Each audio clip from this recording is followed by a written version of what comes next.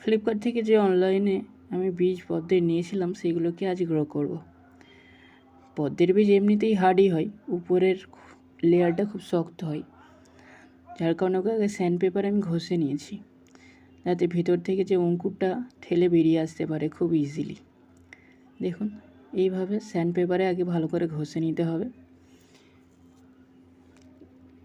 বাদামের মতো অংশটা যখনই দেখা যাবে তখনই ঘষা বন্ধ করে এবারে 1 গ্লাস জল, পরিষ্কার জল নিয়ে সেই জলের মধ্যে বীজগুলোকে রেখে দিতে হবে এবং ওয়েট করতে হবে।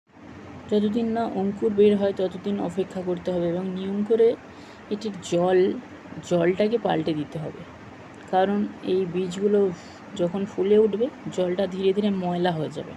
সেই ময়লা জলে যদি থাকে তাহলে কিন্তু বীজগুলোর মধ্যে ফাঙ্গাস অ্যাটাক করবে, ফলে আর বীজগুলো অঙ্কুরিত হবে না। দেখুন জলটা কেমন ঘোলা হয়ে গেছে, এই জলটাকে আমরা পাল্টে দেব।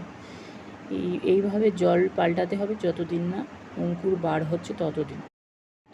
3 দিন পর রেজাল্ট দেখুন।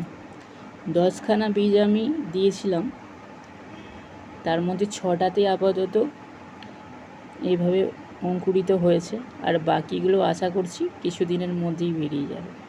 ভাবিনি এত সুন্দর রেজাল্ট পাওয়া যাবে। পরবর্তী ভিডিওর আপডেট পেতে অবশ্যই চ্যানেলটিকে সাবস্ক্রাইব করবেন। ভিডিওগুলো যদি আপনাদের ভালো লাগে অবশ্যই একটি করে লাইক করবেন। সম্পূর্ণ ভিডিও দেখার জন্য আপনাকে অনেক ধন্যবাদ।